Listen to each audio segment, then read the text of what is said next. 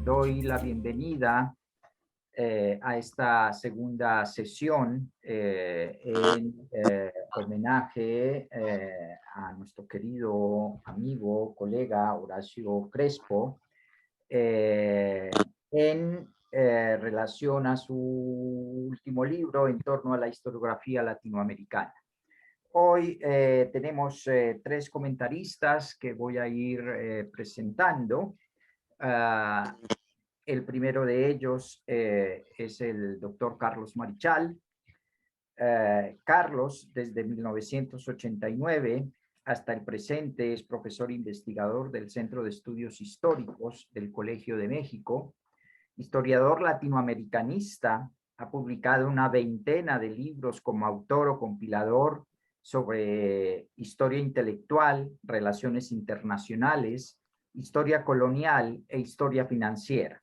En el campo de la historia intelectual, que interesa mucho a esta reunión, podemos mencionar su libro colectivo coordinado conjuntamente con Alexandra Pita González, quien a propósito se incorporará en unos momentos, pues la citaron en su universidad a una reunión.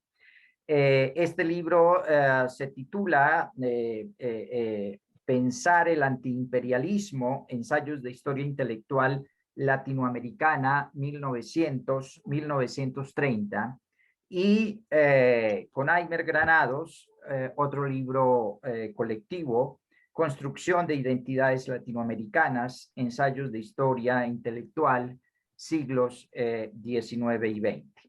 Carlos nos comentará el texto de Horacio, que aparece en su libro en torno a la historiografía latinoamericana, Conceptos y ensayos críticos, que se titula En torno a la fundamentación de la historiografía latinoamericana. Bienvenidos todas y todos entonces, y le cedo la palabra a Carlos Marichal. Bienvenido, Carlos.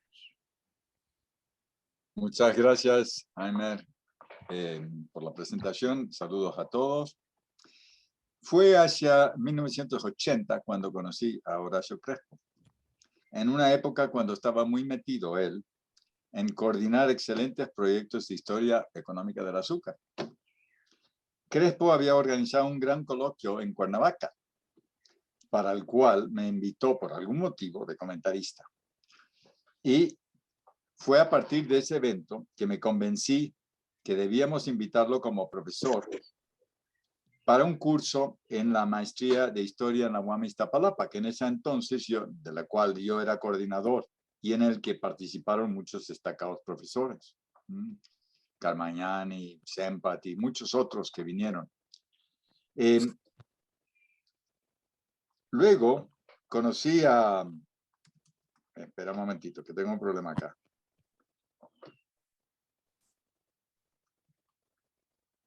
Luego conocí de cerca los 3 volúmenes de historia del azúcar en México coordinado por Crespo, porque Crespo tiene una larga trayectoria en los años 80 en temas de historia económica y social de México, ¿no? Esos 3 volúmenes fueron publicados por Fondos de Cultura Económica hacia 1986-7. Y fueron parte de una larga trayectoria que tiene Horacio en ese terreno. Después nos vimos en muchos seminarios. Mucho después, colaboré con un ensayo en su gran proyecto de historia de Morelos en 9 volúmenes, que me parece que es hoy por hoy la mejor y la mayor historia de un estado de la República Mexicana. O sea, Horacio ha abarcado una cantidad muy grande de temas en la historia económica, social, política, cultural. En el terreno de la historia intelectual, yo soy un especial apreciador, admirador de los múltiples trabajos que él ha hecho y especialmente por su lealtad con el legado de José Arico. Hoy me toca comentar algunos aspectos de la obra de Crespo en torno a la historiografía latinoamericana. Ya hemos escuchado desde Argentina a Adrián Gorelick a Andrés Kossel y a Paula Bruno ayer en presentaciones muy interesantes. A mí se me asigna un comentario general sobre las intenciones de esta obra expresadas en su ensayo inicial, que, como nos dice Horacio, es una verdadera reflexión y resumen de una parte esencial de su quehacer profesional. Crespo dice emotivamente: esta es una preocupación de caminante en sendero borroso en la tarde que pardea. Me parece que esta reflexión, muy emotiva, también puede vincularse no solo con sus consideraciones sobre la historiografía de la historia intelectual latinoamericana, sino también sobre temas que él indica que pueden ser de interés y merecen la pena que se trabajen más a futuro. En mi caso particular, yo parto de algunas reflexiones de Crespo para apuntar 2 o 3 temas que me parece convienen explorarse a futuro por jóvenes investigadores en este campo de estudio. Me referiré sobre todo al siglo XIX, que es el que conozco mejor y me atrae más. Crespo dice en su ensayo inaugural: América Latina es una vasta y polifacética construcción cultural e histórica, a partir de su discusión y crítica de textos de don Edmundo O'Gorman sobre la idea de América. Y ahonda en el tema de América Latina como expresión prolongada de Europa, pero también como una construcción propia, elaborada a partir de enfoques originales y reflexiones sobre una compleja y diversa realidad social y cultural muy diferentes de las del otro lado del océano, pero enlazado en lo cultural y lo social por unas lenguas comunes, el castellano y el portugués. Luego comenta algo que me parece muy importante, que es la originalidad de la construcción de la identidad latinoamericana como algo que debe considerarse en términos históricos con cuidado, con matices. Señala que esta experiencia es diferente en muchos aspectos de la historia de otras sociedades colonizadas. Bueno, me refiero a Asia y África, que como sabemos fueron colonizados posteriormente, o sea, en los siglos XVIII y XIX, mientras que la historia colonial de América Latina es mucho más vieja y su historia independiente moderna mucho más larga. Dicho sea de paso, creo que Crespo aquí hace una crítica acertada al indicar que los discursos postcoloniales contemporáneos, muy de moda, tienden a meter en la misma bolsa a todas las experiencias coloniales, si bien la de Iberoamérica y sus procesos de independencia son notablemente diferentes. En efecto, América Latina y las identidades latinoamericanas y su propia historia intelectual se construyen a partir de un proceso diverso, donde no se requiere buscar la esencia de la identidad en el remoto pasado de imperios, como en el caso de China o la India, que buscan en sus imperios el fondo de sus identidades colectivas. Crespo sugiere que, en contraste, en América Latina, el presente siempre ha sido fundamental en la construcción de la identidad. Desde principios del siglo XIX y a través de esa centuria, la mayoría de los intelectuales latinoamericanos estuvieron dedicados a construir una nueva identidad. Y para ello era importante valorar e incorporar diversos legados, entre ellas las expresiones culturales, intelectuales y políticas europeas de ese tiempo, que llegaban y se incorporaban en los debates latinoamericanos casi de inmediato. ¿Por qué las diferencias entonces? Digamos en términos generales con Asia y África. Pero para mí la diferencia fundamental estriba en la larga historia independiente de la región latinoamericana, en tanto esta se logra desde muy temprano en contraste con las colonias inglesas, francesas, holandesas, etc.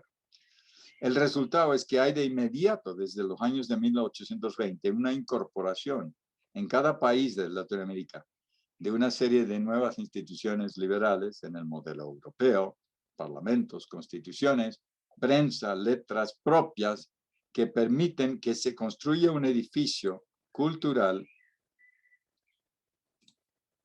y político extremadamente rico en cada nación.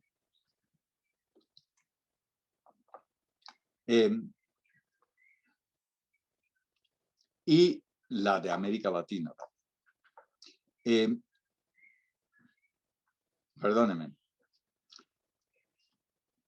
Este esfuerzo también está cruzado por muchos paralelos entre los diversos países de la región, cuyos políticos e intelectuales buscan crear unas nuevas nacionalidades, pero en algunos casos aspiraban también a fomentar una identidad regional. En efecto, los intelectuales crean la nueva historia de cada nación y la de América Latina a partir de un esfuerzo por escribir lo americano en el espejo propio que ellos viven, pero también en algunos aspectos en el espejo europeo. Creo que aquí se abre un campo promisorio de investigación que nos remite a las tareas esenciales de la historia intelectual, el análisis de los textos. Y eso nos lleva también a ver qué leían los latinoamericanos. Si nos remitimos a los años de 1840, 1850, 1860, que atraen mucho a Crespo en este libro, la época de Sarmiento, de Alberti, de Bello, de Barros Arana, en México de Alamán y de Altamirano, esa gran generación que realmente sentó las bases de las identidades nacionales, pero también de la latinoamericana, es necesario preguntar qué leían. E inmediatamente nos damos cuenta de que uno de los puntos referenciales claves son los textos europeos o sus traducciones. Por ello, me parece que un gran trabajo a futuro en este sentido es trabajar todo la problemática de la lectura. Yo enfatizaría, quizás a diferencia de Crespo, la temprana prensa latinoamericana, prensa sobre todo política. Claro, también hay unas revistas culturales que empiezan a emerger. Es una prensa tan rica y variada, con cientos de periódicos de larga duración, otros muy efímeros, que permiten estudiar cómo se elaboraban y quiénes participaban y cómo ayudan a crear identidades. En parte, la riqueza de esa prensa se deriva de las muchas notas y ensayos sobre la realidad cotidiana, local, política, social o comercial que publicaban, en los que todos estos intelectuales participaban. Pero también a partir de los textos que la prensa latinoamericana transmite de la prensa europea, especialmente francesa e inglesa, teniendo en cuenta que todo está transmitido o filtrado a través de la igualmente rica prensa española, especialmente desde la Revolución Liberal de los años 30. Una prensa que traduce al castellano la mayor parte de la prensa francesa e inglesa. Prensa que viaja en cada cargamento de los correos transportados por los barcos que llegaban a Veracruz, a La Habana, Caracas, a Río de Janeiro, Buenos Aires, Valparaíso, Callao. De igual manera es importante considerar el universo de libros que se leían en los países latinoamericanos, tema que ya se ha comentado en el CHIAL recientemente a partir del trabajo de Víctor Cid sobre los libros que llegaban a México desde España en el siglo XVIII. Pero luego es importante analizar en el siglo XVIII todo lo que llegaba, sobre todo a partir de las librerías francesas, que van a ser las claves de distribución, de edición, de traducción durante largo tiempo. Por otra parte, cambiando un poco de enfoque, en el ensayo inaugural de su libro, Crespo apunta a la importancia de los debates intelectuales, filosóficos, históricos en determinados espacios y coyunturas. Especialmente interesante, me parece, es el estudio de la vida intelectual en Chile en los años de 1840, como un lugar de encuentros muy fértil entre diversos grupos latinoamericanos, de intelectuales políticos e inclusive empresarios de varias nacionalidades, donde se cruzan ideas y experiencias que luego sirven como modelos posteriores. De ahí la importancia de leer y releer a la generación de los 40 de Chile, Bello, Lastarria, y luego de la generación de los 60, Barros Arana en Chile, Mitre en el caso de Argentina. Las discusiones que vimos ayer, algo se habló a favor y en contra del positivismo, del centralismo versus federalismo, del legado colonial. En suma, yo considero que los textos de Crespo nos sugieren que es fundamental trabajar no solamente a los intelectuales, latinoamericanos más destacados, sino paralelamente a los grupos, a los espacios colectivos, en ciertas coyunturas, a los periódicos, las revistas y los parlamentos, donde se reunían en forma presencial. En este sentido, en seguimiento de Crespo, me parece central dedicar una profunda atención a los escritos y el intercambio entre los intelectuales latinoamericanos de diferentes países, en debates, reseñas, críticas, libros de historia. Lo interesante del libro de Crespo es que se mueve entre varios países y entonces vemos que en realidad hay un diálogo entre ellos, ¿no? Pero muchas veces nos centramos tanto en la historia nacional que no vemos esto. Esa amplitud de miras de Horacio Crespo y su elección de distintos autores permite establecer un diálogo entre los intelectuales latinoamericanos o revisar el diálogo de los intelectuales latinoamericanos de la época. Y eso me parece que es un tema fundamental a futuro para ver, porque si no nos encerramos en este marco nacional y nos dificulta ver cómo se va construyendo el diálogo y la identidad latinoamericana. Por último, quisiera comentar la importancia de otros espacios de interlocución, debate, reivindicación y crítica en los que profundiza Horacio Crespo. No solo en este libro, sino a partir de sus estudios de la historiografía sobre la Guerra del Paraguay. Una guerra que implicó a tantos actores y autores de diferentes países. Se observan los ensayos de Crespo en este libro sobre Cárcano y Alberdi, tiene dos ensayos muy interesantes, como también en obras en que participó Crespo y que le inspiró. Me refiero al libro La Guerra del Paraguay, Historiografías, Representaciones y Contextos, publicado por el Colegio de México en 2002, en el que Crespo es coeditor del volumen, y en la obra editada por Erika Pani y Guillermo Palacios, El poder y la sangre, Guerra, Estado y Nación en la década de 1860, publicado por el Colegio de México en el 14, en el que participaron una veintena de historiadores, el propio Crespo, Rafael Sagredo, aquí presente, Fabio Moraga, Jean Meyer, etc.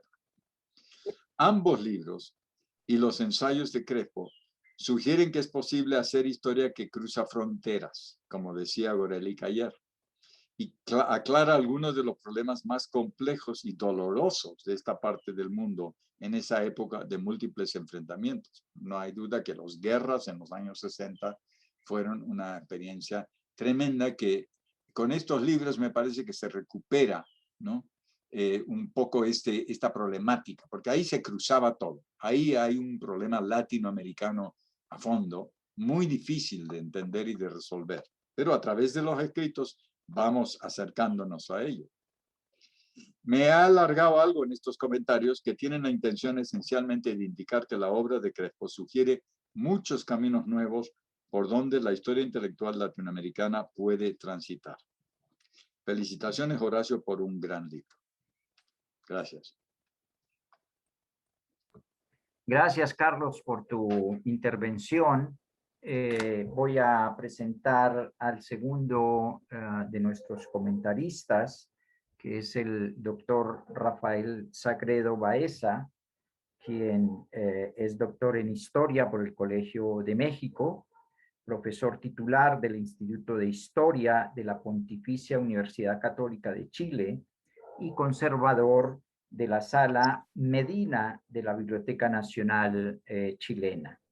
Autor y coautor de textos sobre historia de Chile y América, entre los más recientes, por ejemplo, Historia Mínima de Chile, El Mar del Sur en la Historia, Ciencia, Expansión, Representación y Poder en el Pacífico. Un tercer libro, La Política en el Espacio, Atlas Histórico de las Divisiones Político-Administrativas de Chile, 1810-1940, publicado en el 2016, y la Biblioteca Americana J.T. Medina en el siglo XXI, Prácticas de un erudito, publicado más recientemente en el 2018. Ha estudiado, editado y participado en la coedición de obras de Alejandro Malaspina, Claudio Gay, Alexander von Humboldt, Charles Darwin y Robert Fitzroy, entre otros naturalistas e hidrógrafos que exploraron América. También se ha ocupado de la historia, de la historiografía de Chile. En esta oportunidad, Rafael nos va a comentar el texto de Horacio titulado El erudito coleccionista y los orígenes del americanismo. Rafael ha titulado su intervención La historia como narración. Barros Arana en la obra de Horacio Crespo. Bienvenido, Rafael, y muchas gracias por tu participación. Bueno, gracias, Eimer. Quiero partir saludando a, voy a decir, don Horacio Crespo, que primera vez que nos vemos, creo yo. Nunca habíamos conversado, por supuesto yo lo conocía. Entonces primero quiero saludarlo a él y a continuación saludar a todos y a todas las presentes. Naturalmente agradecer esta invitación, Eimer, que me imagino se debe, bueno, no me imagino, sé positivamente que se debe a Carlos Marichal, el que, para fortuna mía, como siempre, me considera en estas cosas y me da la oportunidad de conocer y conversar, conocer nuevas personas y conversar sobre historia. Entonces a Carlos y al Centro de Estudio del Gran Colegio de México, una satisfacción y un orgullo estar con ustedes para hablar de este libro en torno a la historiografía latinoamericana, y particularmente a mí me pidieron que comentara, hablara, reflexionara sobre el capítulo que Horacio Crespo llamó Diego Barros Arana en la construcción de la historiografía americana. Así se llama, fíjense, Diego Barros Arana en la construcción de la historiografía americana. Y no puedo hablar de en realidad debo confesar que del capítulo voy a hablar poco, porque está ahí, lo pueden ver. Voy a hablar algo, pero poco.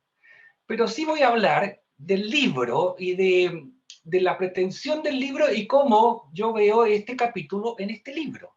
Este libro, Horacio Crespo parte diciendo que son, bueno, él dice entornos, son asedios, diría yo, a la historiografía latinoamericana. Y particularmente asedios orientados a preguntarse o a resolver, a pensar, etcétera, en mi interpretación, sobre los fundamentos de la historiografía latinoamericana, o sobre Latinoamérica, sobre América en realidad. ¿Cuáles son los fundamentos? Eso dice en la presentación. Es una inquietud del autor. Y yo llevo esta inquietud, después de leer el libro, a preguntas como, ¿historia para qué? Historia de América. ¿Qué es la historia en América Latina? ¿Qué contiene? ¿Qué debe contener? ¿Es la historia de qué? ¿De quién? Y tan importante como lo anterior, ¿cómo se hace y desde dónde se hace esta historia de América? Todas estas inquietudes yo las resumo en lo que el autor llama los fundamentos de un quehacer, que en este caso sería historiar América. Así lo llama Horacio. Horacio Crespo hace un diagnóstico, fíjense, en su presentación de su obra. Dice que la historia de América tiene muchos logros empíricos, gracias a, entre otras cosas, al positivismo del cual se ha hablado en estos 2 días. Pero que esta historia que tiene logros empíricos permanece, digámoslo así, a la deriva, en lo que dice relación con su, diríamos, con su razón de ser. Él dice con su inteligibilidad, que yo vuelvo a mencionar y a relacionar con esta historia para qué hacemos historia de América. Esto le provoca, según entendí yo de la lectura del libro, un desasosiego indefinido a Horacio Crespo. Esta dimensión epistemológica, esta dimensión existencial. ¿Para qué hacemos historia? Él dice que eso es una pregunta muy incómoda. Y a continuación de eso afirma que en realidad para responderse o para comenzar a responder esa pregunta, hay que tener presente que América Latina y América es una construcción cultural, una construcción naturalmente histórica, Yo aquí me permito agregar, Horacio, también una construcción geográfica, porque hay muchas imágenes, ¿cierto?, y representaciones asociadas a América que derivan de su geografía. Horacio se pregunta también, ¿qué es lo latinoamericano? Todo esto está en relación al hecho de que tenemos que responder, ¿qué vamos a entender por historia de América, por supuesto? Y entonces él dice, miren, lo latinoamericano, se pregunta, ¿es un concepto neutro? ¿Es un concepto aséptico? ¿Podemos considerar que esto de lo latinoamericano y de la historia de América y de Latinoamérica debe tener densidad en su significado? ¿Ah? Y entonces, en el fondo, él está yendo más allá de lo que critica, que sería este objetivismo cientificista, o algunos lo llaman positivismo. Entonces, en el fondo, la pregunta de Horacio en el libro, según entendí yo, tienen una dimensión epistemológica, ¿cierto?, relacionada no solo con la forma de hacer historia, sino que también relacionada con la identidad cultural de Latinoamérica. Crespo se pregunta por lo latinoamericano y por la constitución histórica del concepto latinoamericano, ¿cierto? Y entonces ahí se pregunta si lo latinoamericano y la construcción de este concepto y la práctica historiográfica relativa a hacer la historia de América debe ser considerada o debe ser abordada también como una práctica para, yo entendí, para promover el cambio. Me imagino el cambio político, el cambio social, el cambio económico. O debe ser practicada además para promover el reconocimiento de una identidad americana, de una identidad latinoamericana, un reconocimiento identitario, señala él.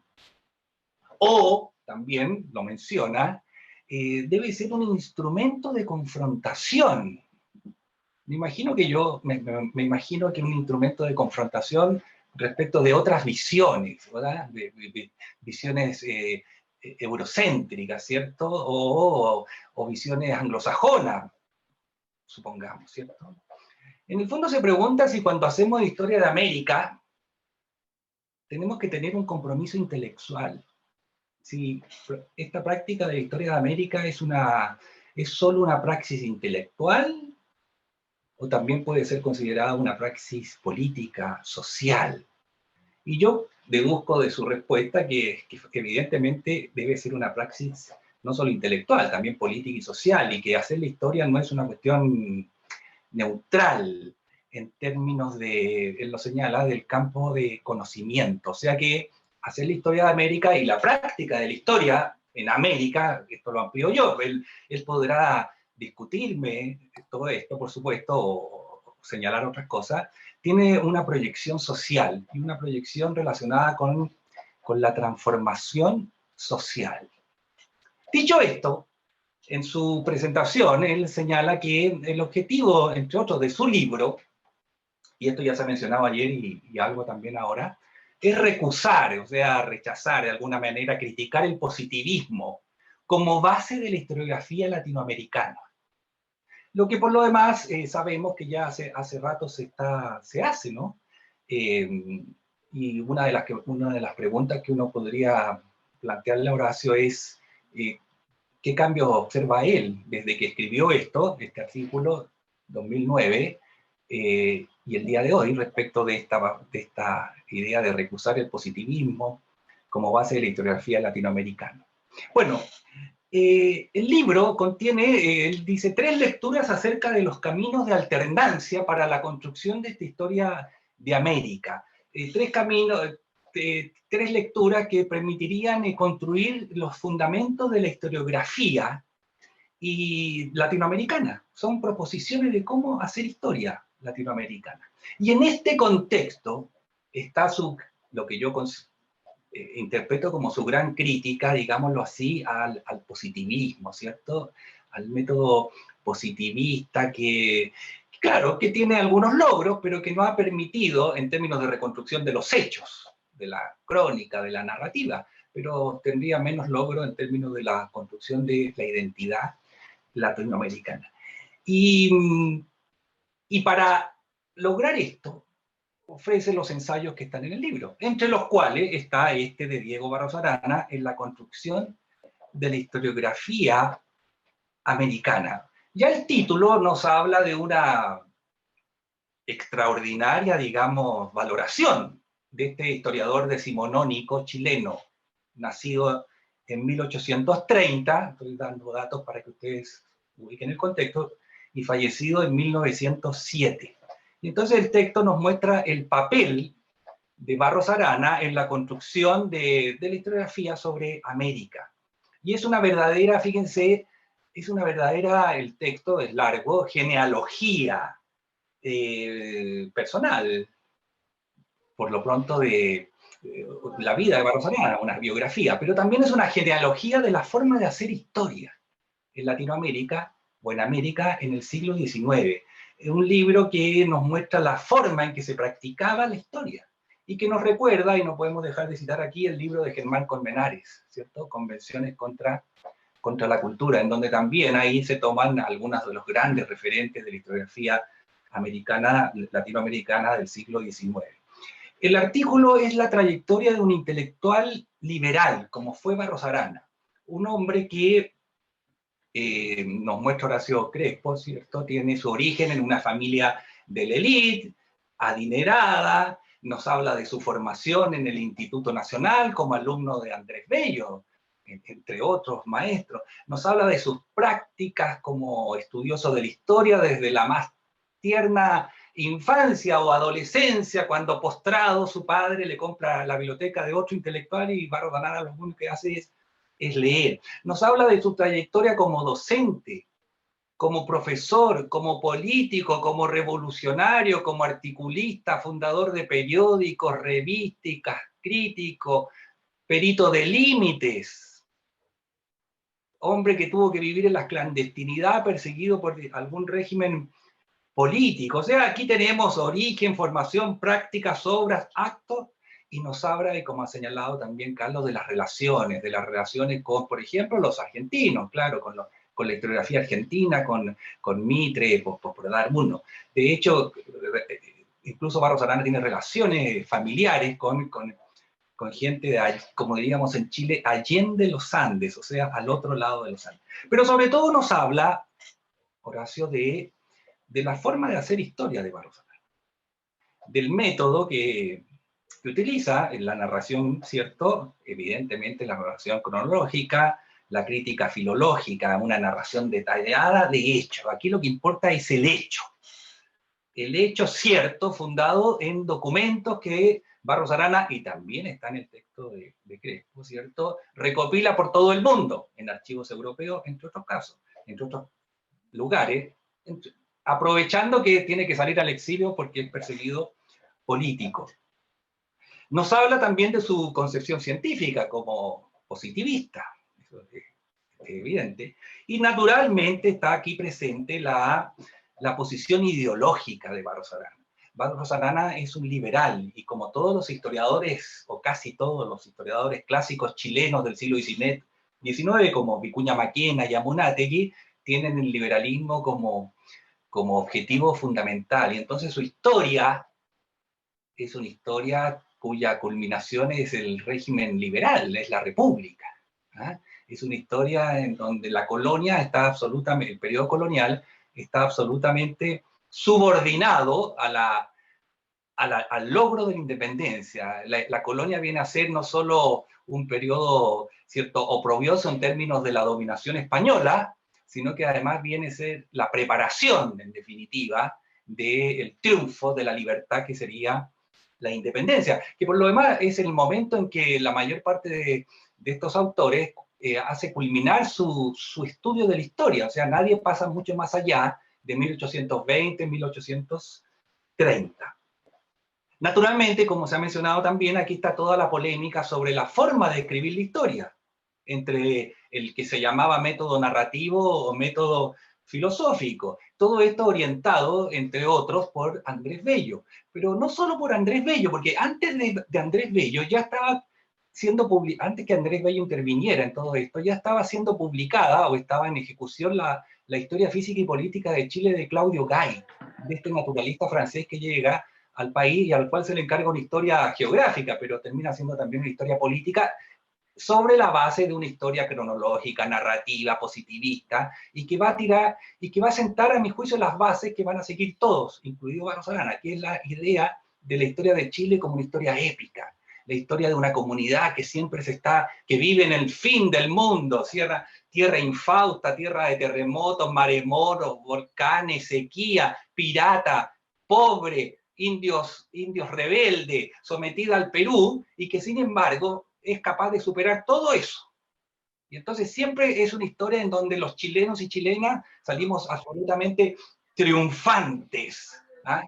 Bueno, en esa época no existía el fútbol, de tal modo que calza todavía esto, o sea, podíamos ser triunfantes en muchas otras cosas. De este modo, entonces, Bello, en el fondo consagra lo que ya Claudio Gay estaba haciendo, y defiende la idea de esta historia que tiene que ser positiva, cronológica, una crónica narrativa. Y yo creo que ahí, entre otras cosas, está el hecho de que Bello es un hombre del régimen, del establishment político, autoritario, conservador chileno de los años 30, 40, 50, algunos dirán hasta el día de hoy, pero bueno, hablemos del siglo XIX, y entonces está defendiendo cualquier posibilidad de una visión crítica del Chile de entonces, que también se expresa a través de la historia, como lo hace, por ejemplo, Francisco Bilbao y Victorino Lastarria. En el texto también queda clara la influencia de Bello, eso es obvio, fue un maestro para Barros Arana y muchos otros. Pero la segunda parte del texto se ocupa de algo que es muy interesante, y esto nos permite relacionar con la introducción del libro a la cual aludí, y se refiere a la historia de América que escribe Barros Arana, el año 1865. Una de las primeras, si no la primera historia de América escrita en América Latina, quiero decir, ¿eh? Y que es fruto de la obra docente de Barros Arana. Barros Arana fue profesor del principal colegio existente en Chile, entonces el Instituto Nacional, y no solo fue profesor, sino que además llegó a ser rector en 1863. Y ahí, como rector, un rector liberal, moderno, laico, anticlerical de alguna forma, ¿cierto? Él implementa reformas, moderniza, crea nuevos estudios, nuevos ramos, y entre los cuales está la historia de América. Bueno, Barros Arana, por dar un ejemplo, introdujo también las ideas de la evolución en el Instituto Nacional, con todo lo que eso significaba para la sociedad tan conservadora chilena de la época. Después fue rector de la Universidad de Chile. O sea, el hombre tenía su trayectoria no solo como historiador, político, intelectual, sino que además como profesor docente. Y en este contexto, la necesidad de enseñar historia de América lleva a Barros Arana a componer un tratado con la historia de América. Crespo nos ofrece el contenido, el significado de esto. Por supuesto, antes de hacer todo, Horacio nos entrega cuáles son las obras principales de Barros Arana, los temas, su forma de trabajo. O sea, me sorprendí de lo bien documentado, del resumen acucioso, de lo bien presentado de este ensayo sobre la obra de este gran intelectual chileno. Pero comienzo a terminar con esto de América, porque esto es lo que le importa, o yo interpreto que le importa mucho a Horacio, y es que es cierto que la historia de Barros Arana, la historia general de Chile y la historia de América, es una historia esencialmente positivista, una narración cronológica. Pero Horacio valora en la obra de Barros Arana, en la historia de América de Barros Arana, valora el hecho de que por primera vez ofrece primero una visión de conjunto de toda América. Aquí está incluido incluso lo que hoy día conocemos como los Estados Unidos, y está incluido Brasil y el resto de las naciones, comunidades, sociedades americanas. Entonces ahí hay una historia básica. Y Horacio interpreta esto de dos maneras que yo creo que son importantes para nosotros. Por un lado, que es una historia básica pero unificadora del concepto América y del significado de América en la historia, a través de hacer la historia de América y de sus diferentes componentes. Y esto a su vez está relacionado con el hecho de que eso hace posible la constitución de una identidad americana. Y entonces aquí se da la situación de que Horacio reconoce en Barros Arana esta creación, este origen, esta idea de la comunidad americana, de identidad americana. Esto es valorado por Horacio. Lo que no es valorado es el sistema, pero ya ese es otro asunto. Quiero terminar con un par de preguntas a propósito del texto, que a mí me correspondió comentar de alguna manera, y bueno, pero del libro. Entonces le pregunto a Horacio, en primer lugar, 3 o 4 preguntas así para conversar nomás, y tú verás si las asume o no. ¿Debe haber una razón primero para hacer historia? Esta historia comprometida que yo interpreto que hay que hacer,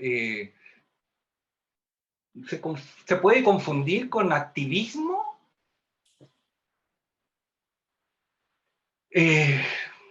¿Cuánto hemos avanzado en tu idea de hacer una historia que nos permita construir además una identidad latinoamericana? ¿Cuánto hemos avanzado desde que escribiste esto hasta hoy? Y en esta idea de la identidad, y con esto termino, ¿cómo relacionamos esta identidad americana con este mundo de la globalización, en donde además nuestras sociedades están absolutamente permeadas por influencias que vienen de todos lados? Muchas gracias. Gracias a ti, Rafael, por tu comparecencia. Presento entonces a nuestro tercer invitado, al doctor Roberto Breña, quien es doctor en Ciencia Política por la Universidad Complutense de Madrid, profesor investigador del Centro de Estudios Internacionales del Colegio de México. Roberto ha publicado 2 libros y editado otros 2 sobre el primer liberalismo español y las llamadas revoluciones hispanoamericanas. Ha publicado más de 50 artículos sobre estos temas y sobre las revoluciones atlánticas, otra denominación, la historiografía de la era de las revoluciones y la historia intelectual. Este año se publicarán 2 antologías con escritos de Robertos, una de ellas editada en Bruselas, de próxima aparición, titulada Liberalismo e Independencia en la Era de las Revoluciones, México y el Mundo Hispánico. Destacamos su última publicación, Tensiones y Cambios de la Historia Intelectual Contemporánea Latinoamericana, que aparece en el último número de la revista Contributions to the History of Concept. El capítulo del libro de Horacio que Roberto nos comentará es el de Nostromo, Conrad, La América Cifrada, Paralelas en Espiral, Argumentos en torno a un nombre. Gracias, Roberto, por tu presencia y comentarios. Gracias, Jaime. Tengo que empezar por aquí, porque para mí es importante. Ya sé que los agradecimientos es lo más protocolario del mundo, pero tengo que empezar por aquí porque, pues como saben, prácticamente todos las presentes o quienes estén conectados, la generosidad no es algo que defina al mundo intelectual, al mundo académico. Y si estamos reunidos aquí, el motivo último, por supuesto, es el libro de Horacio, pero la idea no fue de Horacio, la idea fue de Carlos Marichal, cuya generosidad, no me voy a extender prácticamente nada, porque sobre la generosidad de Carlos, todos los aquí y las aquí presentes la conocen de sobra, pero sí quiero mencionar algo que me parece que refleja también a Carlos, más allá de su generosidad, y es el hecho de que Carlos no hace mucho pasó por una situación vital, de las situaciones vitales más difíciles que uno puede imaginar, y a unos meses de distancia, aquí está Carlos, haciendo gala una vez más de su generosidad, y organizando un evento como este. No necesito decir más porque creo que con eso digo todo, pero esta es una especie, voy a utilizar una palabra en inglés, es una especie de comeback de Carlos Marichal, y así es como Carlos hace su comeback en términos académicos, intelectuales, pero que detrás de esos términos intelectuales y académicos hay cuestiones personales profundísimas. Entonces yo me regocijo de que tenemos a Carlos de regreso, y me regocijo también de que esa generosidad de la que yo he hablado, para que se despliegue esa generosidad, solamente tienen que existir objetos u objetivos que la permitan, ¿no? Que la empujen, que la posibiliten, como ustedes quieran. Y ahí pues obviamente tengo que hablar de Horacio y de su libro, ¿no?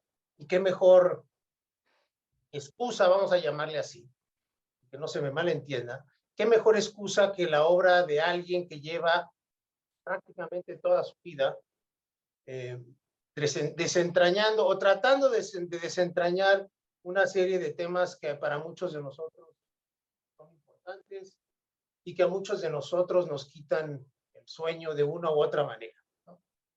Entonces, este era el agradecimiento y el regocijo intelectual y personal que quería yo manifestar antes de empezar.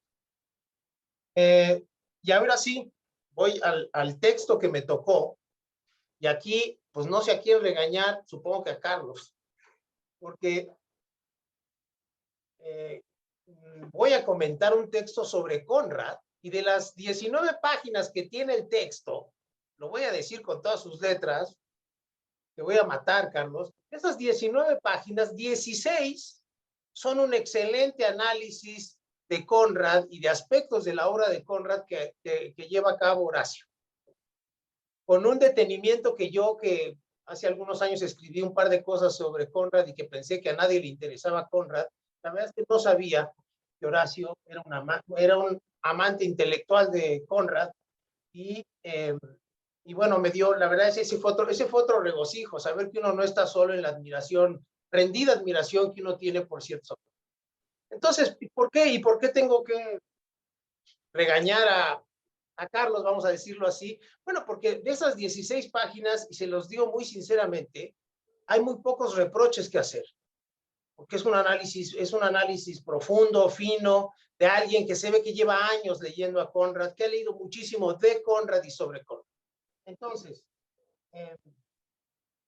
las dificultades empiezan, de hecho, ¿no?, para comentar un texto como este, no solamente con lo que acabo de decir, sino que voy a repetir aquí, ya lo dijo Aimer, pero lo tengo que repetir. Fíjense nada más y nada menos en el título del texto, se llama Nostromo, diagonal Conrad, diagonal la América cifrada.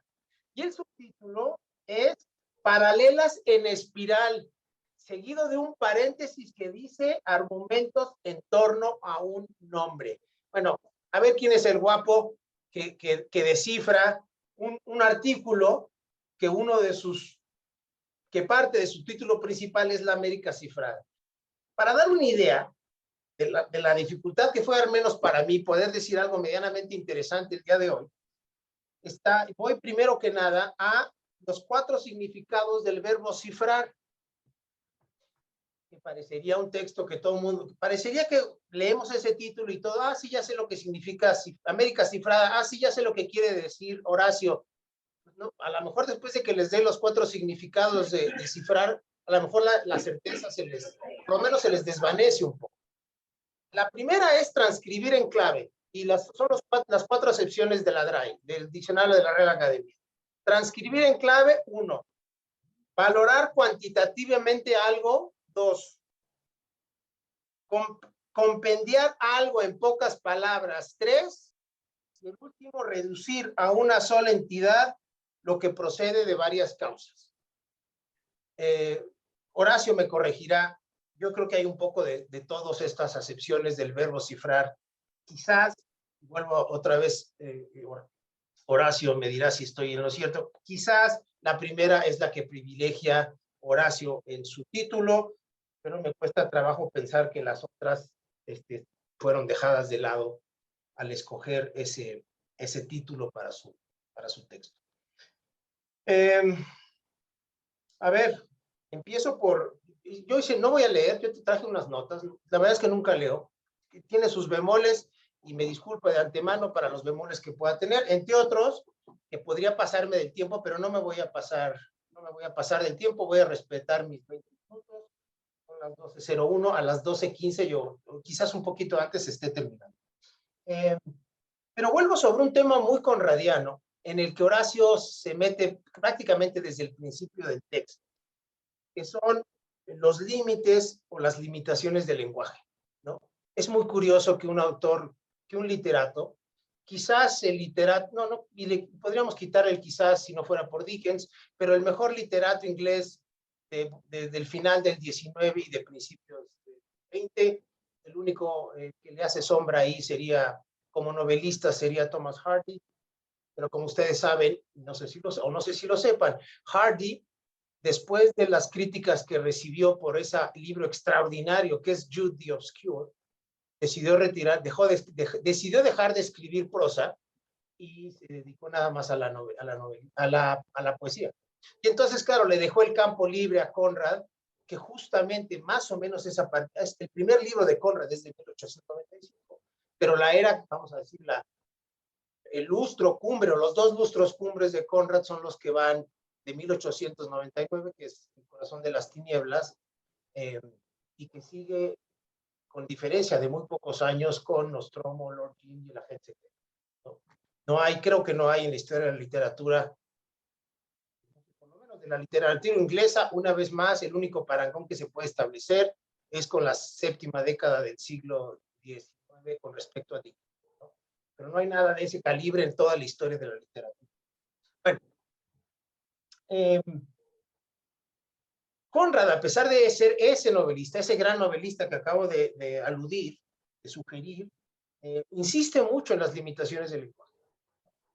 Y en más de una ocasión y de distintas maneras, en varios de sus libros, insiste en la importancia de la acción, del trabajo, como lo único que en última instancia puede salvarnos, y pónganle todas las comillas al término salvarnos que se puedan imaginar, porque, y volveré a este tema del famoso y traído y llevado pesimismo conradiano, salvación en sentido medianamente fuerte no existe para Conrad.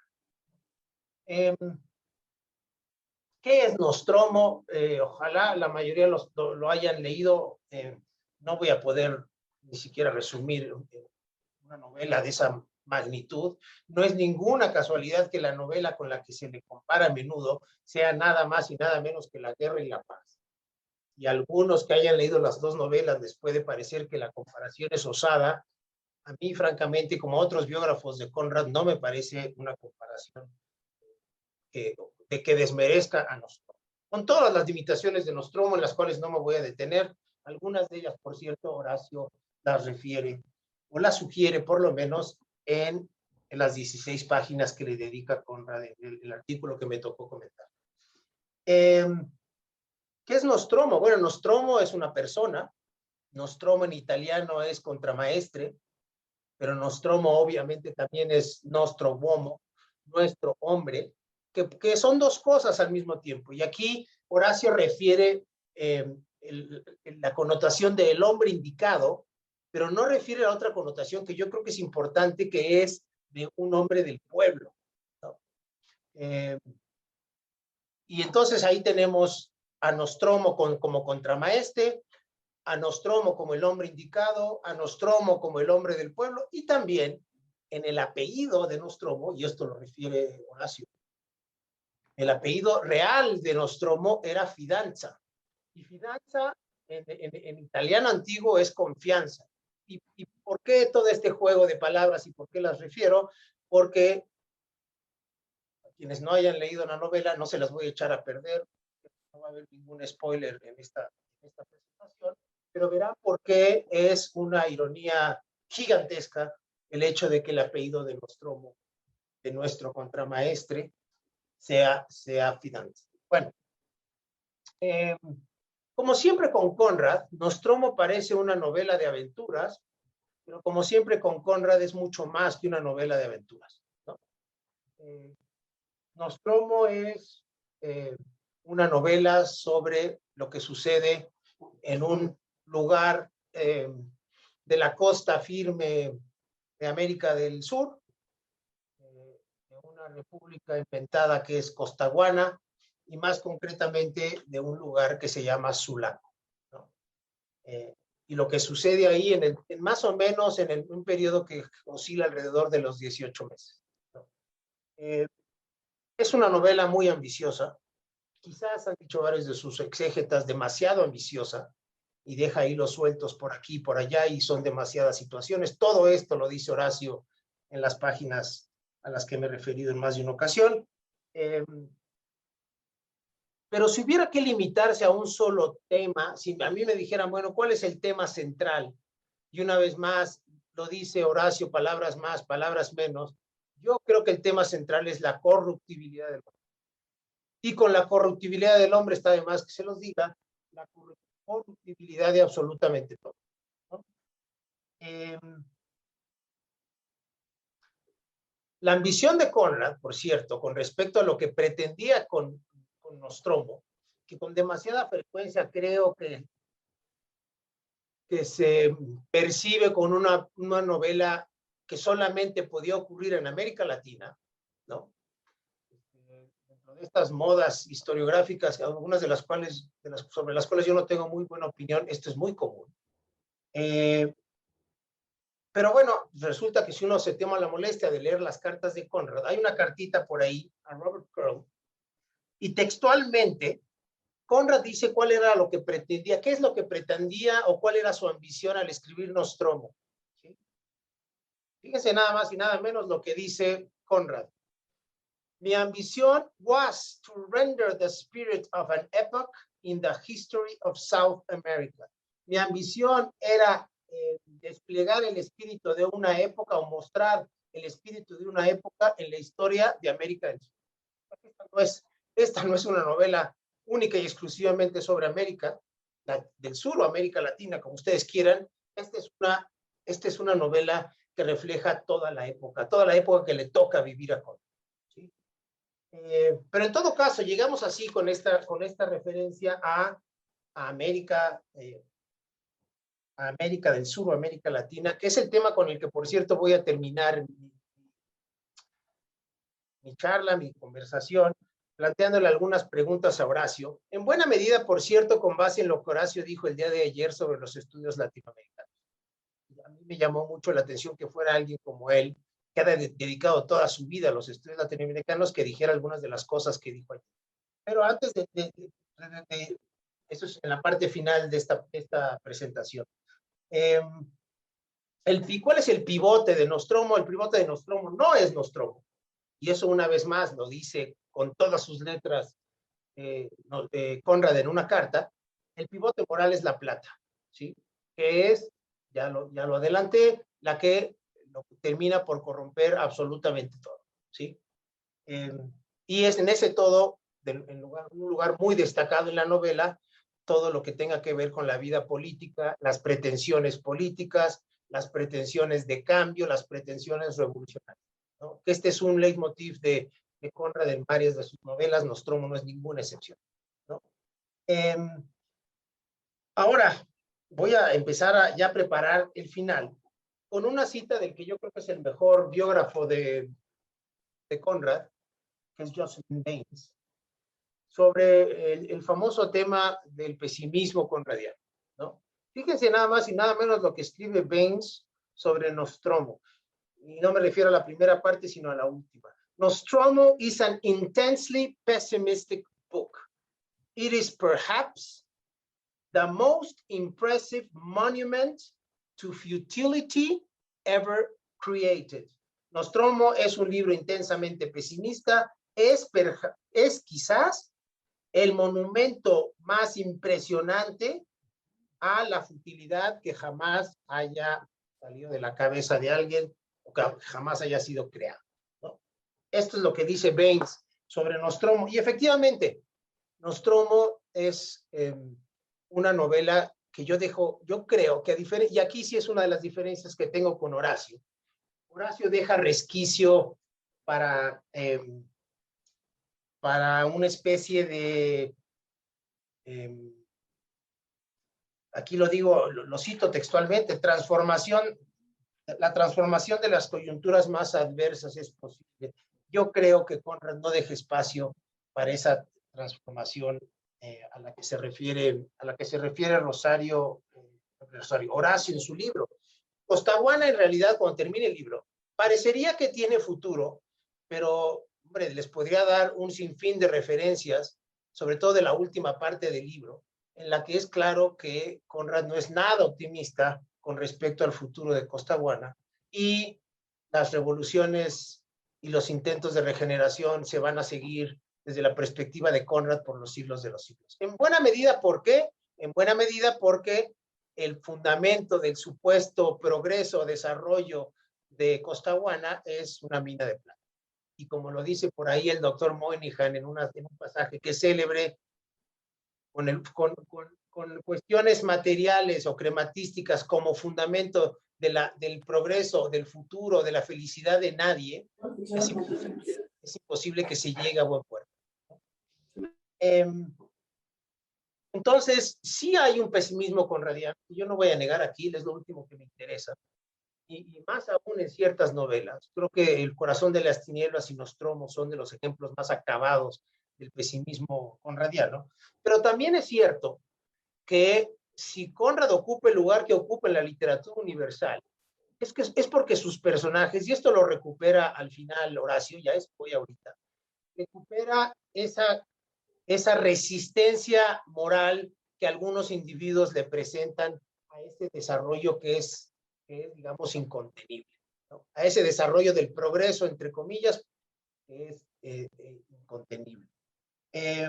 Y me voy entonces, y llego así a las últimas 3 páginas del libro, que son las únicas que no están dedicadas a Conrad y a Nostromo, sino que están dedicadas a la revista con la que abre.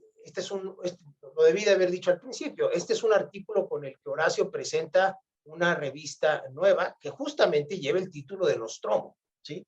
Ahora, les voy a citar 6 oraciones que están ahí, que reflejan, creo que en buena medida, ese optimismo de Horacio, que yo no comparto y que Conrad también, lo que yo no comparto no es lo de menos, Conrad no lo comparto. Y en esa medida quizás la elección del título de Nostromo no es el más indicado. Sobre el crepúsculo del marxismo dice Horacio, él espera que quizás ese crepúsculo incluya en su seno otra alborada. Habla de posibilitar la esperanza entre tanta desolación. Está hablando de la América Latina de 2007, que es cuando fue publicado este artículo. Habla de posibilitar la esperanza entre tanta desolación. Hace una feroz crítica a la inhumanidad del capitalismo, muy, por cierto, en la vena de Conrad, ¿no? Conrad podrá ser todo lo conservador que se quiera, pero hay pocos autores de finales del 19 que sean tan críticos con el capitalismo como Joseph Conrad. Habla del juego de máscaras de la democracia electoral, habla de desigualdad inusitada, habla de pobreza extrema de miles de millones, habla de imaginarios latinoamericanos apocalípticos, ¿no? Y después de pintarnos ese retrato en un párrafo largo, y tomando aquí en parte como sustento una cita del Corazón de las Tinieblas, que es el epígrafe del texto que estoy comentando, dice que hay una especie de que existe o que debiera existir. Yo creo que no me queda claro la manera en que está planteada esta parte del texto, pero un contrapeso moral como disparador de la práctica que permite la transformación de las coyunturas más adversas. Y aquí yo creo, vuelvo al punto, aquí yo creo que Horacio es poco conradiano. Yo no veo en Conrad, ni en la cita del Corazón de las Tinieblas. Recordemos que Kurtz en El Corazón de las Tinieblas termina con 2 palabras, the horror, y que el libro todo, El Corazón de las Tinieblas, termina con una oración que con una excusa climática dice que todo seemed to lead into the heart of an immense darkness, que todo parece llevar al corazón de una inmensa oscuridad. Y en cuanto a Nostromo, y con esto ya termino, la cita de Horacio en la página 137, en el modesto registro de nuestras posibilidades y en el campo limitado del terreno escogido, el campo de los estudios latinoamericanos, deseamos no ser indignos de este acerto, el acerto de Conrad en el sentido de que el hombre sabe y puede mirar sin parpadear, tomado del corazón de las tinieblas. Y aquí hay otra oración que me parece muy poco conradiana, Horacio. A ver qué dices. Pero dices, en el decir está la llave del hacer. Yo te diría, hombre, me estoy aquí exagerando un poco, pero casi que Conrad te diría lo contrario. En el hacer está la llave del decir. Y el decir siempre como algo secundario. Para Conrad siempre la acción, el trabajo, lo que se hace es más importante que lo que se diga. Porque las palabras, y estoy regresando a un punto ya expresado, son siempre insuficientes, siempre limitadas, ¿no? Y sigue, y escribe aquí, sigo en la 137, Nostromo, en el montaje novelístico de Conrad, nos sitúa en la deconstrucción de las certezas aparentes y en la revelación de las ambigüedades del corazón del hombre. Toda la razón, Horacio, no lo pudo haber dicho mejor.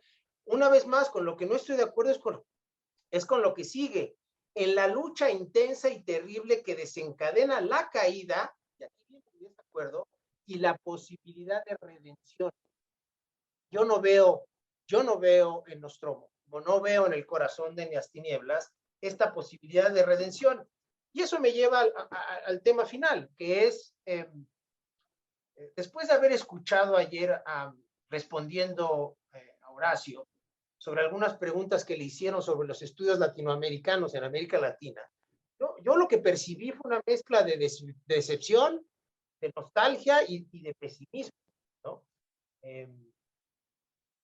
No sé, por cierto, si esta nostalgia, decepción y pesimismo incluía, y eso me interesaría mucho que Horacio nos comentara al respecto, qué fue lo que sucedió con esa revista, y si esa revista cumplió las expectativas que tú depositas en ella al final del libro que me tocó comentar.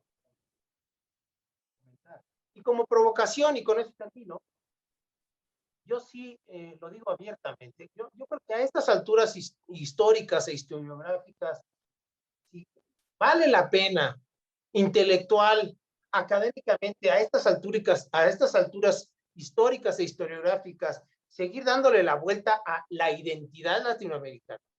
Hombre, si no vale la pena darle dando la vuelta a la identidad mexicana, boliviana, uruguaya o la que quieran, ¿por qué sí vale la pena seguirle dando la vuelta a la identidad latinoamericana, whatever that means? Y lo mismo con lo latinoamericano, a lo que se refería Rafael hace un momento. Francamente, a mí, no sé, ni siquiera me parece que sean desafíos intelectuales académicos, ¿no? Yo no sé no creo que nos puedan llevar muy lejos este tipo de cuestiones. ¿Por qué tenemos que hacer una historia compartida? Y estoy regresando una vez más a la pregunta que hizo Rafael Sagredo. Y no es ninguna casualidad que Rafael, inmediatamente que hace esta pregunta, ¿por qué tenemos que hacer una historia compartida? Hizo referencia a la cuestión del activismo, ¿no? Que con esta referencia de Rafael, pero yo lo digo abiertamente, me parece que hay una vinculación que a mí en lo particular, como académico que soy, nunca me ha convencido en términos intelectuales como académico. Hombre, ¿cuántos ejemplos no hay en la historiografía de que la verborrea sobre lo latinoamericano y la historia latinoamericana va por un lado y las realidades historiográficas van por otro? Y les doy un solo ejemplo, pero lo conozco como la palma de mi mano, ¿no? En un periodo en el que éramos parte del Imperio Español, ¿sí? Voy a reducirlo a 1808, 1824. ¿Qué hacen los historiadores chilenos? Pues analizan la historia de Chile entre 1808 y 1824. Que no existiera Chile no importa. ¿Qué hacen los historiadores argentinos? Exactamente lo mismo. ¿Qué hacen los historiadores colombianos? Exactamente lo mismo. Cuando no existía ni Chile, ni Colombia, ni Argentina, ni México, seguimos haciendo lo mismo. ¿no? Y seguimos leyendo nada más a los colegas, los argentinos a los argentinos, los chilenos a los chilenos, los colombianos a los colombianos. Hombre, si ni siquiera esa intercomunicación mínima existe sobre un periodo crucial de la historia hispánica, ya se imaginarán lo que viene después, ¿no?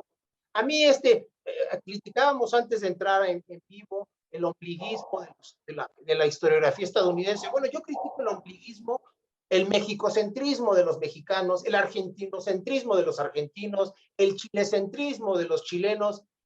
Si esto es así, y si esto hay que, no voy a decir dejarlo atrás del todo, hay que superarlo, y con esta pregunta termino, Horacio, ¿no habría que también que superar en más de un sentido el latinoamericocentrismo en los estudios latinoamericanos? Gracias. Gracias a ti, Roberto, por tu intervención, como siempre muy polémica, pero bueno. También gracias, Roberto, por recordarnos la generosidad de Carlos Marichal. Yo doy fe y cuenta de ello en tanto su exalumno, su amigo y su colega con el cual he compartido algunos espacios de publicación, en fin. Sin embargo, Roberto, querido Carlos y demás colegas, pues este proyecto académico del Seminario de Historia Intelectual de América Latina, pues es un esfuerzo interinstitucional en donde sí Carlos es nuestro líder y que da gala de esa generosidad. Pero quisiera recalcar ese matiz interinstitucional en el cual está presente, por supuesto, el Centro de Estudios Históricos del Colegio de México, la Universidad de Colima, la Casa Académica de Alexandra Pita, fundadora junto con Carlos de este seminario, y la Universidad Autónoma Metropolitana Unidad Coajimalpa, mi casa de estudios, y pues es un esfuerzo ahí interinstitucional. Y para finalizar esta pequeña aclaración, también agradezco mucho a nuestro coordinador académico, el doctor Gabriel Zamacá, quien desde Colombia y su universidad, la Universidad Industrial de Santander en Bucaramanga, pues nos ha organizado muy bien el evento y bueno, hecha la aclaración. Una cosa más, el regaño que le das a Carlos, Roberto, me lo tienes que dar a mí, porque yo sugerí tu nombre, porque yo conocía tus dos textos a propósito de Conrad y dije, no, pues esto es Roberto. Pero bueno, aceptamos el regaño. Luego entonces, hechas las aclaraciones, le doy la palabra al querido Horacio para que haga una réplica a los tres comentarios anteriores. Y regresamos a la ronda de preguntas. Esta parte la llevará Gabriel Zamacá. Adelante entonces, Horacio.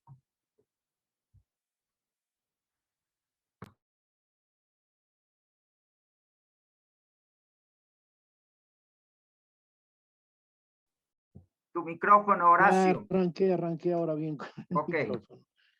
Buenas tardes a todos, a todos los que se han sumado a este evento, y por supuesto el agradecimiento muy sentido a los tres comentaristas, a Carlos, para que abundar nuevamente, o sí, vale la pena abundar nuevamente en el enorme reconocimiento, el cariño, la amistad contigo. A Rafael, qué bueno que nos encontramos finalmente, al menos a través de este espacio cibernético. No tuve el gusto de conocerte cuando estabas en el colegio, pero sí sé de tu presencia, de tus actividades, y realmente me sentí muy preocupado.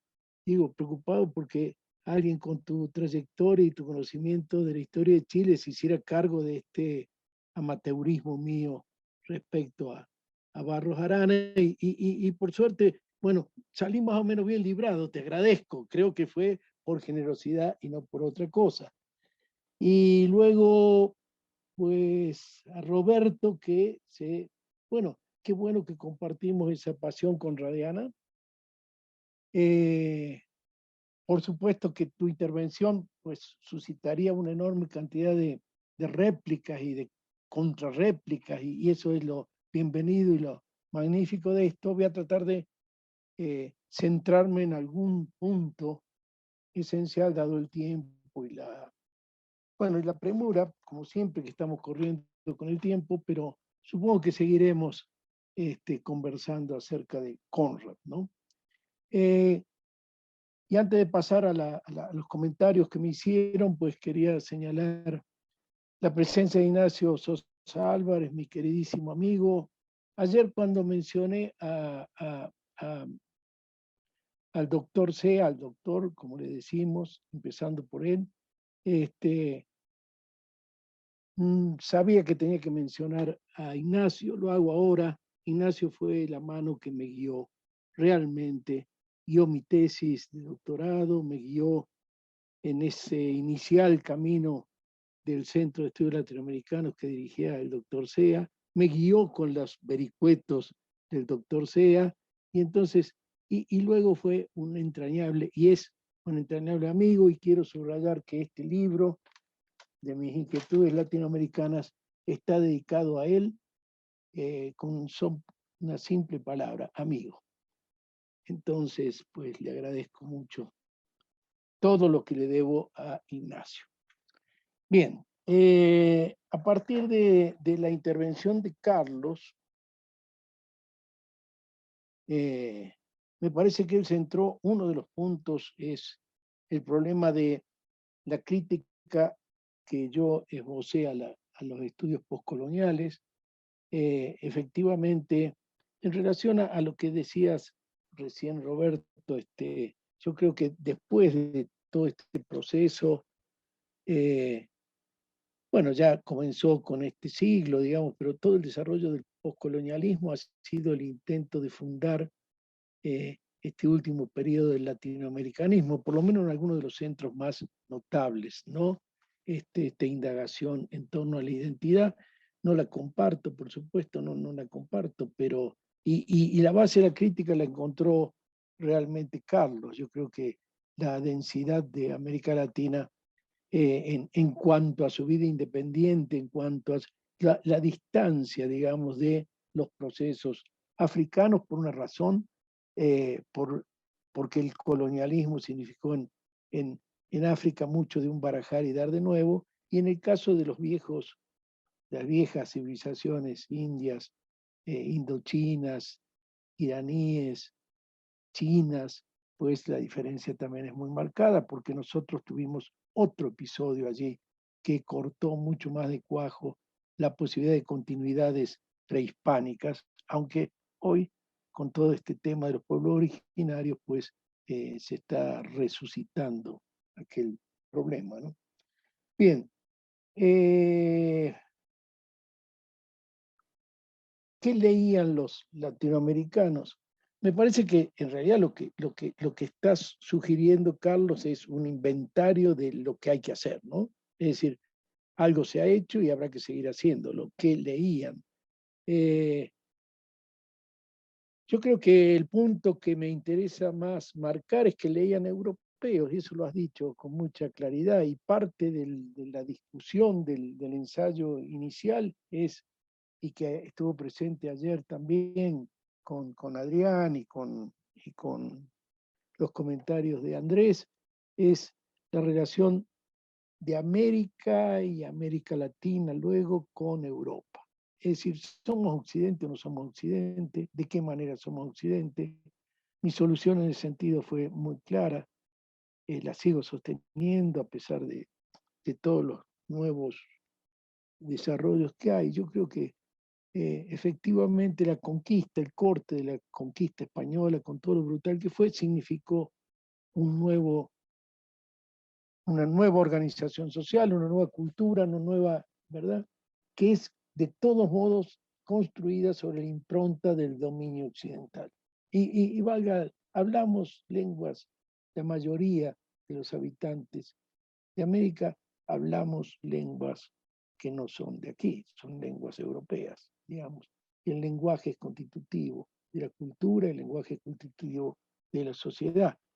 Y hemos podido incorporar desde allí, reciclando viejas lenguas que se mantuvieron Entonces yo creo que este problema de la lengua es un problema esencial. Los castellanos querían catolizar el mundo. Los ingleses no querían convertir en anglicanos a los hindúes, en absoluto. Les daba horror esa posibilidad, salvo para muy pequeños espacios de la élite y así. Digamos, yo creo que este anacronismo del imperio español es lo que significó la fundación de esta nueva cultura y sociedad híbrida, mezclada, mestiza, etcétera, podemos decir. Y de ese punto la asunción es la asunción desde el discurso de Oswald de Andrade, ese discurso tan provocador, ese discurso de la antropofagia.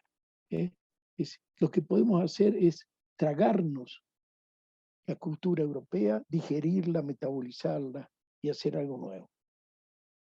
Los lazos son indisolubles porque hablamos en español, porque para comunicarnos todos nos comunicamos en español, porque los más encendidos discursos de los pueblos originarios se hacen en español, con todo el debido respeto. Y me parece impresionante toda esta recuperación de los pueblos llamados originarios. Su originalidad, pues desde un punto de vista histórico es muy cuestionable, pero sí es muy asumible la decisión de pelear un espacio muy fuerte en las sociedades que debemos construir, más igualitaria, más reconocido, etcétera, etcétera. Pero esta es una posición que quizá pueda resultar un tanto antipática, pero yo creo que es la que sostengo, digamos, ¿no? Somos una prolongación contestataria de Occidente. Somos un Occidente descentrado. Y toda nuestra fuerza puede estar dada precisamente por ese descentramiento. Creo que en esto compartimos con los gringos, compartimos con Estados Unidos, o por una parte de la cultura norteamericana, esta reflexión respecto de Europa, ¿no? Y esto me lanza a de qué manera somos occidentales. Bueno, somos bárbaros bizantinos, esa otra construcción de Haroldo de Campos, ¿no? Y esa construcción de Haroldo de Campos a mí me sirve para autoironizarme, ¿no? Digamos, yo soy un lector de Conrad, hablo pésimo el inglés, igual que Conrad. Conrad lo hablaba muy mal, y es uno de los grandes maestros de la lengua inglesa, insuperable. Dice Borges muy adecuadamente, dice, fíjense, lo hablaba tan mal que entonces seguramente estudiaba los diccionarios, y al estudiar los diccionarios hay una construcción que es un poco arcaica, que es chirriante con el inglés que usaban los ingleses en ese momento, y este es el enorme atractivo de esta lengua extraña que crea Conrad. Él es un polaco, hablaba mejor el francés y se tuvo que hacer al inglés, y con esa tosudez increíble, esa perseverancia increíble que uno de los rasgos de las personas de Conrad y uno de los rasgos de Conrad, pues construyó esa inmensa obra que es su novelística y su ensayística. Y en ese sentido, entonces digo, bueno, un bárbaro bizantino, exactamente, no que me quiera comparar con Conrad, me ironizo con Conrad, lo leí con mucho esfuerzo en inglés, luego leí las traducciones son múltiples y complejas, y es más o menos como las traducciones que hacía Borges, como imagen, de las sagas nórdicas, porque no sabía, o las traducciones que hacía Pound del chino, ¿no? Bueno, del chino de Pound y las sagas nórdicas de Borges, la verdad, lo que queda de maravilloso son esos textos que produjeron, ¿no? Entonces, ¿por qué traigo a colación esto? Porque creo que América Latina es eso, esta mezcla de bastardía, ¿no? No tenemos la legitimidad de los grandes tratados. Hay alguien que escribió alguna vez, no podemos escribir grandes tratados. Cuando escribimos severos tratados de ontología, nos convertimos en algo ridículo, porque ya está Heidegger, porque ya están... Es un poco lo que hablábamos al comienzo, un poco lo que hablábamos al comienzo. No nos toman demasiado en serio, no nos toman demasiado en serio. En buena hora que no nos tomen en serio, no sé, ojalá peleemos que nos tomen en serio, pero eso es nuestro lugar en el mundo, así estamos. De esa herencia estamos hablando. Y ahí estamos nosotros. Y entonces, respecto a las preguntas, también el asunto de la provocación al latinoamericanismo, y por eso te decía, Rafael, el miedo mío con un experto tan interesante de historia chilena. Bueno, yo me arriesgué a hablar de Barros Arana, traté de hacerlo con seriedad, ¿verdad? A veces con demasiada seriedad, a veces si yo me releo digo, puta, qué puntillista he sido, qué detallista, qué demasiado, todo esto sale sobrando, qué retórica, ¿no? Pero bueno, está allí. Algún alumno va a poder aprender de una cita al pie, digamos, ¿no? Estoy tratando de definir entonces cómo pienso el latinoamericanismo, no lo pienso como un activismo. Lo pensé quizá en algún momento. En ese sentido, yo soy parte, Carlos, somos parte de una generación donde el activismo era un valor muy fuerte, ¿no? Nos criamos en eso. Pablo, de alguna manera, ¿no? Nos criamos en eso, nos criamos en la militancia, nos criamos en... y bueno, y son como actos reflejos, son inercias. El reproche quizá es adecuado. Son textos que están con una marca de su época, son textos viejos, muchos de ellos, y sí, reconozco, hay como todavía una ilusión en el activismo, y también quizás, y eso es el reflejo de la revista Nostromo, podía ser una revista que todavía peleara con ciertas cosas. Y también pues la pretensión del problema de la identidad. Creo haber respondido al tema de la identidad. La identidad no es para mí una identidad pintoresca, aunque de pronto el boom literario de los 60, 70 nos llevó a ser interesantes porque éramos distintos, ¿no? A veces esa obra maravillosa que es 100 años de soledad, pues peca un poquito, por lo menos en la mirada de los otros, me parece. Qué interesantes son estas raras personas, estas raras gentes, ¿no? No es el pintoresquismo, ¿no? Sino el problema, por eso decía, ¿en qué fundamos? ¿En qué podemos fundarnos? En el pintoresquismo, no. En ciertas originalidades empíricas, no. Tenemos que fundarnos en otra cosa. Y por eso la indagación en torno a Haroldo de Campos, por eso la indagación en torno a qué manera somos occidentales. Claro, un postcolonialista me criticaría muchísimo esta posición, yo la sigo sosteniendo. Me parece muy importante afirmar esta manera de estar en el mundo, como decía. Y bueno, hay una serie de preguntas que hizo Rafael que están conectadas en esto. Vuelvo a insistir el agradecimiento a tu benévola lectura sobre los historiadores chilenos y especialmente sobre Barros Arana. Y decir una última cosa, porque se me va el tiempo y no... volver a ese tema tan caro que planteó Roberto. No, yo coincido en el pesimismo. Yo creo que si hay un pesimismo radical es el de Conrad. En eso voy a estar de acuerdo. Salvo en un punto. En esta lectura de esta cita que yo acompañé con otra, dice, cuando termina, la voy a leer toda, El corazón de las tinieblas. La mente del hombre es capaz de cualquier cosa, porque está todo en ella, tanto el pasado como el futuro.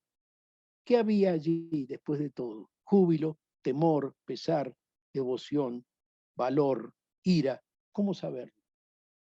Pero había una verdad, la verdad despojada de su manto del tiempo.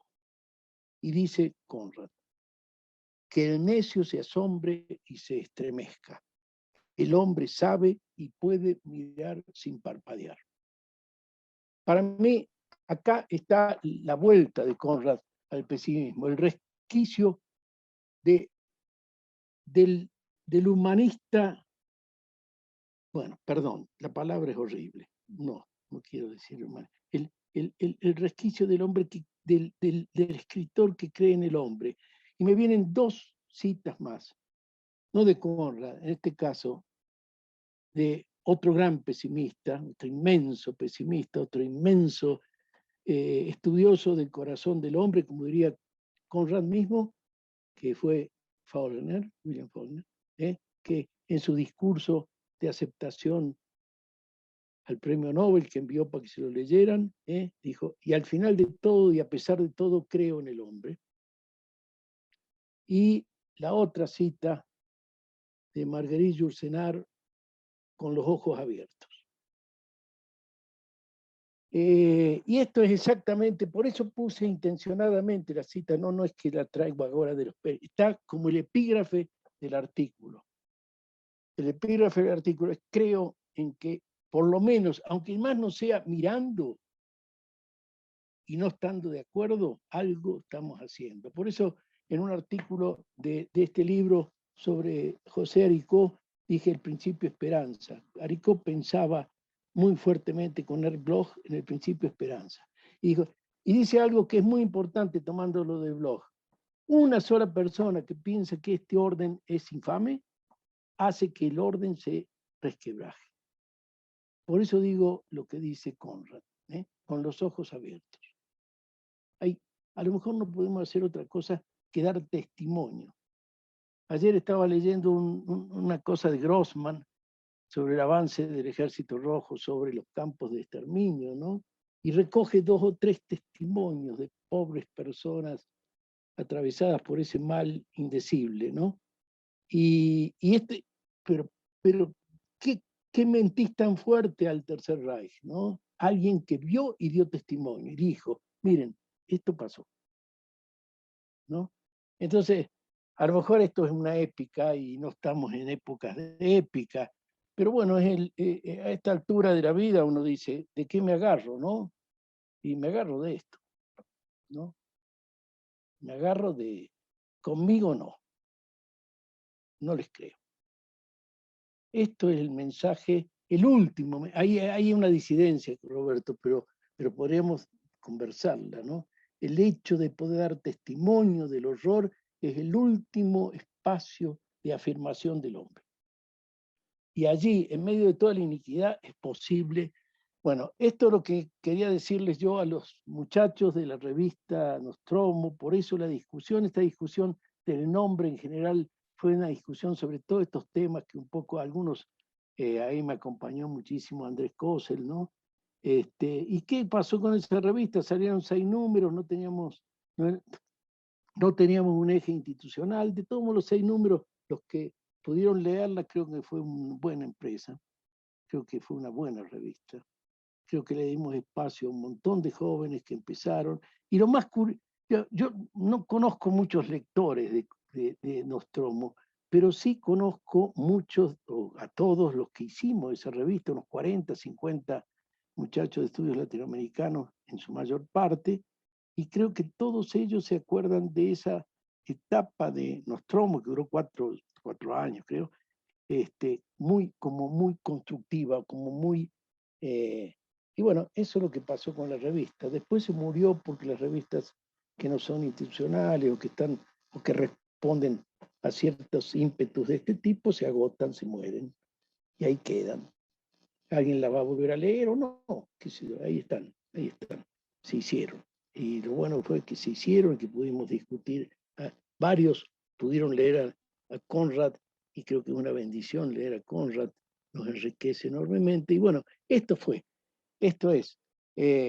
Sé que todos tus argumentos, Roberto, pueden ser muy fuertes en torno a que Conrad no deja ningún resquicio. Yo pretendí leer en ese Mirada sin parpadear algo muy importante, ¿no? Para mí fue muy constitutivo. Y eso es lo que quise transmitir con el título, el nombre, Nostromo. La multiplicidad de América Latina, los males de América Latina, la corrupción irremediable. Pongan esto en el acervo de las contradicciones mías, irremediables de América Latina, y sin embargo la afirmación de que algo hay que hacer. Muchas gracias, doctor Crespo, por la intervención, y reiteramos el agradecimiento también a los 3 comentaristas que nos han acompañado el día de hoy y a todos los asistentes. Como bien comentaba el profesor Aymer, vamos a abrir una pequeña sección para comentarios, intervenciones, preguntas, no solo de la jornada de hoy, sino en general a propósito de la obra y de la vida y trayectoria del profesor Crespo. Ya tenemos una primera intervención de Gustavo Morelo. Sin embargo, me voy a permitir leer una pregunta que llegó, llegó por el chat y cedería la palabra a Gustavo. La pregunta la formula la profesora Erika Pani del Centro de Estudios Históricos del Colegio de México, que nos acompaña, y pregunta a la profesora Erika, al profesor Crespo, si considera que hay ventajas o virtudes en en el mirar desde el americanismo frente a la perspectiva del latinoamericanismo, sobre todo tras haber coordinado con Andrés Kossel, que nos acompaña también, y Alexander Betancourt, el libro sobre la propuesta de Bolton. Esa sería la primera pregunta. Gustavo, tienes la palabra, por favor, adelante. Gracias, Gabriel. Un gusto poder estar acá desde Boston. Y primera aclaración es que vengo de otro palo, digamos. No vengo de la historiografía y me siento con mucho cuidado haciendo estas preguntas, pero Horacio fue mentor de hace mucho tiempo en la maestría en Argentina. Tengo historias de café con Horacio, hemos conversado bastante en distintos lugares. Y Horacio, me interesa un poco en esto de tu definiciones o este espacio que hemos conversado muchas veces de esto de América Latina como horizonte, occidente descentrado, el espacio de la frontera como el borde, pero también como el espacio intermedio, lo del canibalismo. Adrián ayer decía que sos un intelectual barroco, hoy un intelectual con militancia y estas mezclas. En ese espacio de intersecciones y eso, mis preguntas de 2 intereses personales míos, religión y populismo. Digamos. O sea, ¿cómo aparecen la religión y el populismo en esos espacios tuyos en tu obra? Lo de religión, sé que trabajaste mucho lo de los jesuitas al principio, de Anfunes en el siglo XIX, y después como que no ha habido otro personaje, otro figurón histórico que te haya ayudado a seguirle adelante con eso. Pero ¿cómo ves el mundo religioso latinoamericano y los populismos latinoamericanos en este entremedio, en esta frontera, en este occidente descentrado? Y merecido homenaje, Horacio. Muchas gracias, Gustavo, por tu pregunta. Mientras el resto de asistentes se anima, yo creo que podríamos dar la palabra al profesor Horacio. Tenemos 2 grandes temas para abordar y los reitero la invitación para que nos escuchemos y podamos compartir esta segunda jornada. Entonces, profesor Horacio, adelante. Sí. Bueno, a la pregunta de Erika, gracias Erika por la pregunta. Pues yo creo que he ido, pues, todos nos podemos ir permitiendo cambiar y más en la época que nos ha tocado y, en fin, algo así dije ayer y vuelvo a decir hoy, ¿no? Y creo que en parte el libro sobre Bolton que hicimos con Andrés tiene que ver con incorporar, bueno, un poco también con Rafael mencionaba esta cuestión de Estados Unidos, ¿no? La historia de América y no la historia. He ido cada vez más derivando a qué importante es esta relación con Estados Unidos. Por supuesto, no podemos desconocer la absoluta alteridad entre uno y otro, un espacio y otro espacio. Eso lo vivimos, a veces lo padecemos, a veces constantemente, ¿no? Se trata de... No, creo que la incitación que hizo que hizo Bolton es interesante. ¿Cuáles son los problemas comunes? Y también cómo nos definimos en común respecto a Europa, ¿no? Recién mencionaba eso, a mí me parece que es un campo de indagación muy importante. El libro pretendió establecer espacios de discusión y de convergencia, aunque no sean las mismas soluciones, ¿sí? Espacios de problematicidad comunes con un sector de la cultura norteamericana, con un sector de la política norteamericana. Creo que esto es bien importante y evidente, y un poco el punto de convergencia de la discusión en torno al latinoamericanismo hoy. El latinoamericanismo debe preguntarse, alguien me decía, sobre el mundo globalizado, ¿verdad? Creo que Rafael, ¿verdad? El mundo globalizado, bueno, yo creo que asumir esta relación compleja, no fácil, muy difícil con Estados Unidos, yo creo que es uno de los puntos que el latinoamericanismo debe trabajar, no desde el facilismo.